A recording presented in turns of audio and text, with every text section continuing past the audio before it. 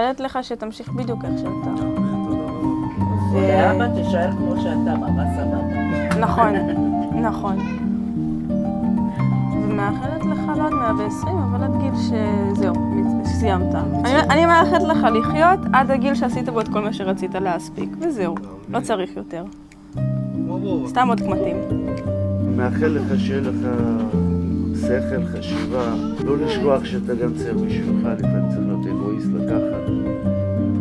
יש המון דברים אפשר לאחל, להתייחס, להגיד, אבל אני פשוט רוצה לאחל לך שיהיה לך חיוך כמו שיש לך את החיוך הטוב בפנים, שישאר לך ככה בפנים, גם שיש קושי, גם שיש בכל דבר. מאחל לך רק טוב, אני מאוד אוהב אותך.